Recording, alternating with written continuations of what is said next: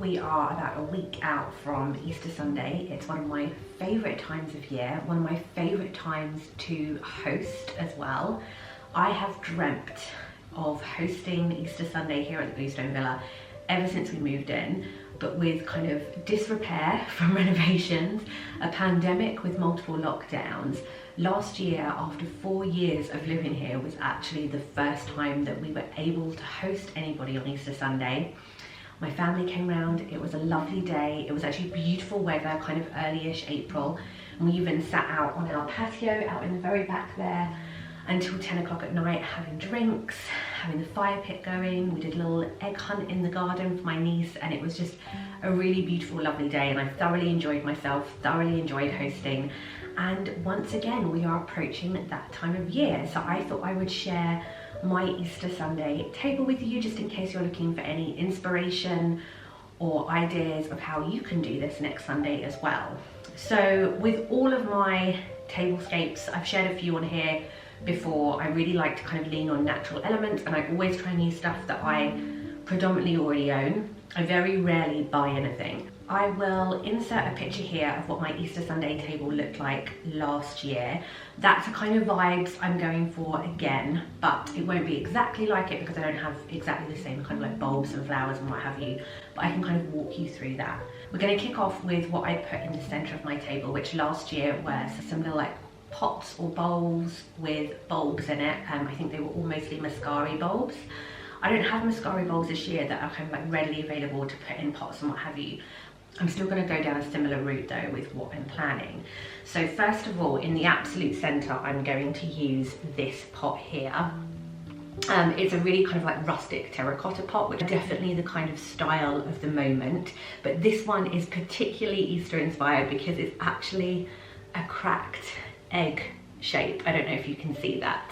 I picked this up from a great florist here in Tunbridge Wells, and it had, I think, mascari bulbs or something in it when I bought it. Bought this a couple of years ago and I've reused it ever since. I have actually got these little violas. I think they're called pineapple possibly. I need to deadhead a couple. But this is going to go in the center. And I love this because they've got this beautiful kind of like purpley, kind of yellowy colours, but they're kind of a bit muted and a bit kind of demure as well. So I'm going to pop those in the middle. Then, because I've got a bit of a pop of colour in the middle, I wanted to then utilise some more kind of like neutral tones to use in the rest of my floral displays. So I picked up yesterday, just very cheaply, some daffodils and some, or I think they're probably called narcissi really, these ones, and tulips, both kind of a more white or kind of very soft yellow variety. I wish I could remember what these ones are called, but they're kind of a bit cupcake style. They're very, very floofy. And what I'm going to do is I'm going to use these in these gorgeous, again, very rustic little urn style vases. I'm not really too sure what to call them. I've used these absolutely loads. I mostly use them outside on kind of garden tables, but I thought I would use it inside today, just again to kind of lean on those kind of like natural elements. I think I paid about £6 each for these when I first bought these, and again I bought them a couple of years ago, so I've really got my money's worth out of them. And what I'm going to do is I'm going to cut up down to kind of more shorter stems, the narcissi and the tulips, and place those in there. I'll just have a kind of a bit of a play around and see what the best look is for those. I might kind of play around with their petals a little bit just to give a little bit more of impact. If you do touch the petals and kind of try and manipulate them in any ways, the flowers don't last as long, but as this is just for a tablescape, I think that's absolutely fine. I won't need as many as that's in here, so the rest I'll just use in a jug or a vase around the house, or multiples probably. For my centerpiece also, I have these gorgeous little salt and pepper pots that are hairs. I got these from H&M. They were a gift from my sister. I absolutely love different salt and pepper pots. I've got an array of different styles that kind of match the seasons, and these are just gorgeous, these ones. They're obviously going to be on the table for dinner, but you can also kind of like dot them around and kind of make them a little bit a part of the tablescape as well. And then we also have these candlesticks. So I've got a number of different kind of candlesticks, and actually another type that would work really nicely with this table would be this one here, which is this gorgeous green again. But the reason I'm not using this is because this is fully firmed into this and these ones are empty, so I'm going to use these ones today. So in here I'm going to place these candlesticks, but they're not just any candlesticks. These are candlesticks from a wonderful designer called Heather Evelyn. I've bought a couple of her candlesticks before. She does them where they have the where they have writing up the front of them, themed dependent on the occasion, and this one is hop hop hop happy Easter. Now these are actually partially burned because I bought these last year for my Easter table, and I actually am not hosting this year, so I didn't plan to buy any new for this year, but I thought for the sake of this I would utilize these. She does still have these in stock. I will link them below because I think if you're planning to get them before Easter, you definitely want to kind of get in there quickly. But yes, I love these because they're a bit of a special theme, although I seem to have broken this one. You can manipulate the petals a little bit to create a bit more of an open effect. So this is almost like daffodil-like. Now, as I said, I wouldn't recommend doing this if you're wanting flowers to last, but for the sake of a tablescape, absolutely perfect.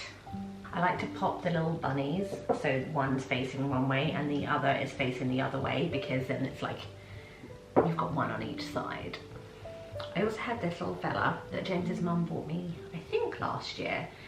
I popped him in one of my little bowls last year, but because I've only got the one and there's not really space for him, I think I'm going to leave him off this year. So that's it for my center of the table. So now to work on the outside area. So I'm actually going to set the table for 4 today, but last year when I hosted there was 8 of us, so the table was brimming. We had to use our centerpiece bit that we put in when we've got kind of a larger number of guests. But first of all, I'm going to use my sage green placemats. These are just from, again, H&M Home. They tend to do them quite a lot, I think, but just different colors. So I'm not sure whether they have these specific ones in. I know sage green is kind of the color of the moment, or has been the color of the moment, but I genuinely think these are a really good purchase if you can still get hold of a sage green variety. They just work for every season. They're obviously perfect for now from a spring perspective.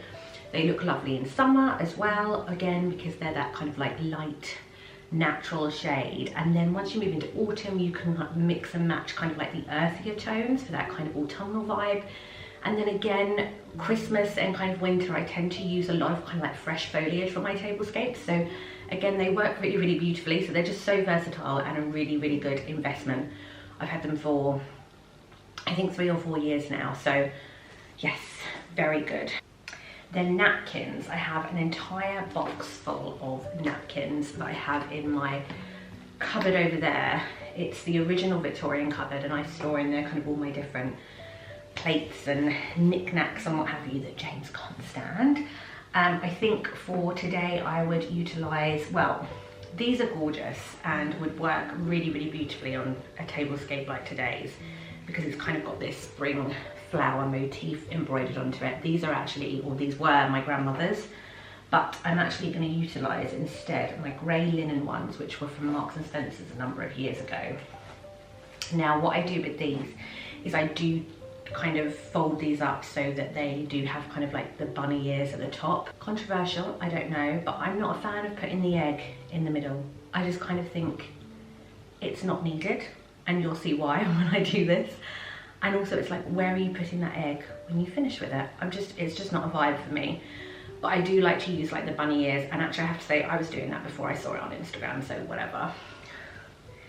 And then to tie those, I'm a massive fan of buying ribbon to tie napkins instead of having proper napkin rings or holders or what have you, because I just think it means that you can spend very little money on having something that really complements the table beautifully for the season or the particular occasion. And on this occasion, I went to my local sewing store and I picked up this ribbon, which is of hairs running across them.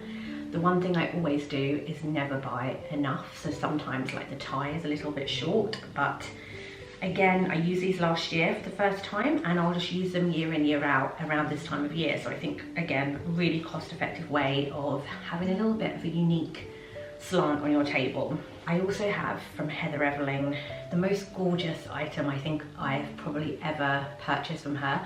I don't think she's done these this year, or if she has, then I haven't seen them, but these are name place cards with a gorgeous little bunny on. I saved mine from last year and hope that every Easter Sunday only these individuals come round, because that's the only name place cards I have for them. Cutlery wise, I tend to use my brass set, again from H&M Home. There's a fair few elements from H&M Home in this tablescape. They're a very affordable way of being able to pick up a few different bits and pieces that you can utilize year in, year out for different occasions. We actually have, I would say, arguably nicer, maybe more expensive cutlery set, because we've got a Villeroy Bosch set that we use normally on a day-to-day basis. But I have to say, I just love this as a little bit of an added something. So I tend, when we're hosting, to use the brass set specifically.